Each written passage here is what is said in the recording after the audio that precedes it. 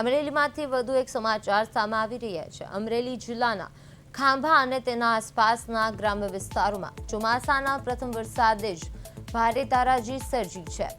તોફાની સાબેલાધાર 8 ઇંચ જેટલો વરસાદ ખાબકતા સમગ્ર પંથક જળબંબાકાર બની ગયો છે અને આ ભારે વરસાદના કારણે ચોટીલા ખાંભાથી નાગેશ્રી જતો નેશનલ હાઈવે નંબર 35-1G સંપૂર્ણપણે બંધ થઈ ગયો છે અને જેને લીધે હાઈવે પર વાહન ચાલકો કલાકોથી અટવાયા છે અને ભારે મુશ્કેલીનો સામનો કરી રહ્યા છે।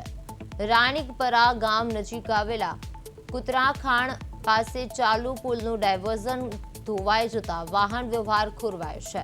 હાઈવે બંધ થવાના કારણે ડેડાણ, ત્રાકુડા અને મોટા બારમણ સહિતના આશરે 20 જેટલા ગામોનો સંપર્ક તૂટ્યો છે અને વાહન વ્યવહાર ઠપ થઈ ગયો છે। ખાંભાથી જાફરાબાદ અને નાગેશ્રી જવા માટેનો મુખ્ય માર્ગ બંધ થતા લોકો ભારે હાલાકી ભોગવી રહ્યા છે।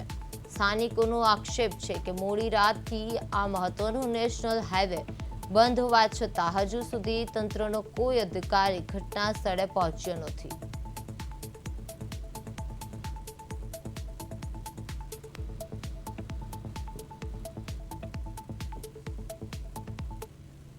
અમારે ખાંભાથી ડીડેણ જવા માટે પુલનું કામ ચાલુ હતું, ડાયવર્ઝન કાઢ્યું હતું। ડાયવર્ઝન અત્યારે ગઈકાલે 5 વાગ્યાનો વરસાદ ચાલુ હતો, 7 વાગ્યે ડાયવર્ઝન તૂટી ગયેલું છે।